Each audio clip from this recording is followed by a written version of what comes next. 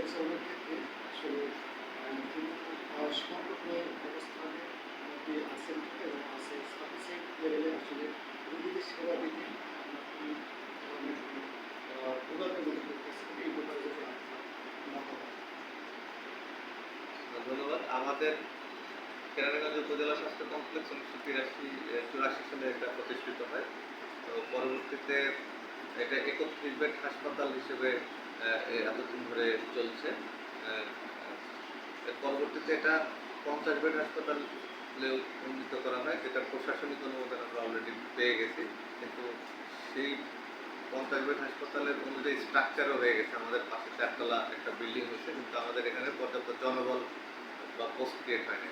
তো আমরা গত মাসে আমরা পথ সৃজনের একটা প্রস্তাব স্বাস্থ্য অধিদপ্তরে পাঠিয়েছি। সেখানে এক্সিস্টিং পথ সহ এবং নতুন যে স্ট্যান্ডার্ড সেটআপ অনুযায়ী যে পথ, সেই পথ সহ 133 জন লোক দরকার। তার মধ্যে 4th ক্লাস এমপ্লয়ি যেগুলি তারা হয়তো আউটসোর্স থেকে আসবে। সেক্ষেত্রে 105 জন একদম রেভিনিউ স্টাফ আমাদের এখানে থাকার কথা। তো সেই তুলনায় আমাদের এখানে ডক্টর অনেক অপর্যাপ্ত। আমাদের এখানে এখন বর্তমানে 18 জন ডক্টর হচ্ছে আমাদের হাসপাতালে কর্মরত আছে, যারা অ্যাকচুয়ালি হাসপাতালেরও সব ডাক্তার না, কারণ 31 বেড হাসপাতালে এতগুলো পোস্ট নেই। তো আমরা সেক্ষেত্রে বিভিন্ন সাব সেন্টার থেকে ডক্টরদের এখানে কাজ করাই। আর কিছু কিছু যেসব সাব সেন্টারগুলায় স্থাপনা রয়েছে, সেই সব সাব সেন্টারে আবার আমরা একজন ডক্টর সেখানে অ্যাসাইন করে রাখছি। যেমন জিঞ্জিরা 20 বেড হাসপাতালে একজন আরএমও, একজন মেডিকেল অফিসার আছেন।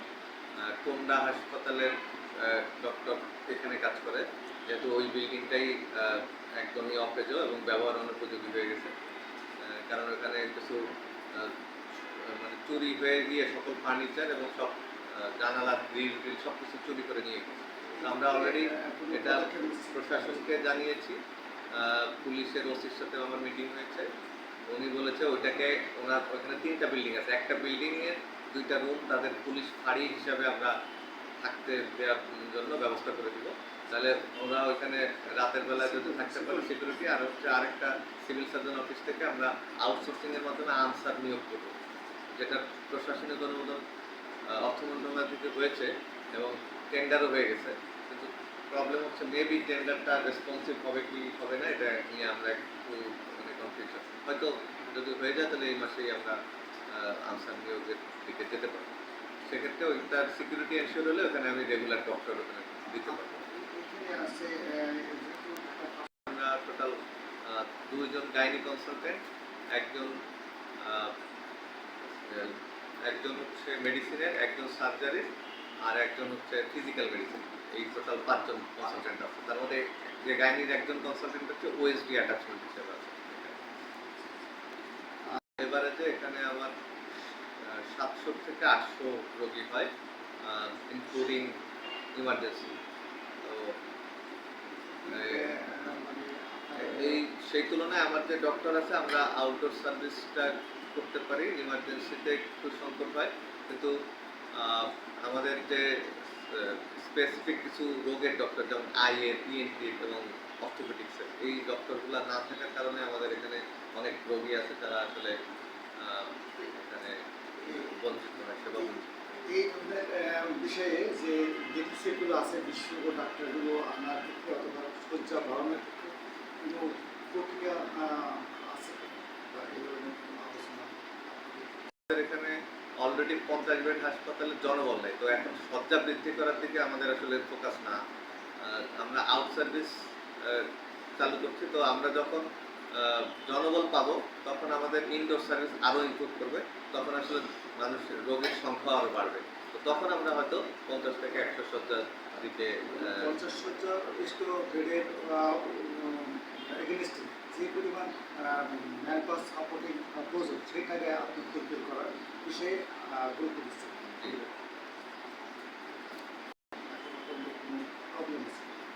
আচ্ছা, ভালো একটা প্রশ্ন করছেন। কারণ হচ্ছে আমরা যেভাবে চালাইতেছি অপারেশন থিয়েটারটা, সেটা হচ্ছে যে এখানে একজন জুনিয়র কনসালটেন্ট অ্যানাস্থেসিওলজিস্টের পোস্ট আছে, কিন্তু পোস্টটা ফাঁকা। পোস্টটা ফাঁকা ছিল না, অ্যাকচুয়ালি পোস্টে একটা মেডিকেল অফিসারের অ্যাটাচমেন্ট ছিল। তো যে কারণে মিনিস্ট্রি থেকে এই পোস্টে এতদিন কেউ পোস্টিং হয়ে আসতে পারেনি। তো পরবর্তীতে আমি এসে দেখলাম যে একজন অন্য একজন মেডিকেল অফিসারকে দিয়ে অ্যানাস্থেশিয়ার কাজ চালাচ্ছে, যেহেতু তার ওই বিষয়ে সে বিশেষজ্ঞ। তো এই জন্য জুনিয়র কনসালটেন্ট অ্যানাস্থেসিওলজির পোস্টটা ফাঁকা করে আমি এখন মন্ত্রণালয়ের প্রস্তাব পাঠিয়েছি। মন্ত্রণালয়ে আমি রেগুলার যোগাযোগ করি যে আমার এখানে একটা অ্যানাস্থেসিওলজিস্ট রেগুলার পোস্টে দিলে তাহলে আরেকজন মেডিকেল অফিসার অ্যানাস্থেসিয়াল আছে, তো এই দুইজন মিলে আমি হয়তো 16 আওয়ার সার্ভিস দিতে পারবো। এখনও ওই যে অ্যানাস্থেসিওলজিস্ট আছেন তিনি অলরেডি ইভিনিংয়ে অপারেশন হলে, গতকালও আমি অপারেশন হয়েছে। আর এখন সার্জারি কনসালটেন্ট আছে দুইজন, গাইনিক কনসালটেন্ট। তো গাইনিক কনসালটেন্ট দুইজন হতে সুবিধা হচ্ছে যে বিকালে আমরা অপারেশনটা চালু রাখতে পারছি, কিন্তু রাতের অপারেশনটা হয় না। দেখা যায় রাত 9টার পরে গেলে আমরা এইসব রোগীগুলো রেফার করতে পারি। এই জায়গায় একটু আপনাদের কাছ থেকে জানতে চাই। যেটা হচ্ছে যে আমাদের দেশের প্রাইভেট হসপিটালের যে এই মানে প্রসার, এটার মূল কারণ হচ্ছে আমাদের সরকারি হাসপাতাল পর্যাপ্ত সাফিসিয়েন্ট সেবাটা আমরা দিতে পারি। তো মেইনলি যে এখানে প্রাইভেট হাসপাতালগুলো গড়ে ওঠার মূল কারণ হচ্ছে যে আমাদের ল্যাব সার্ভিসটা খুবই দুর্বল থাকে।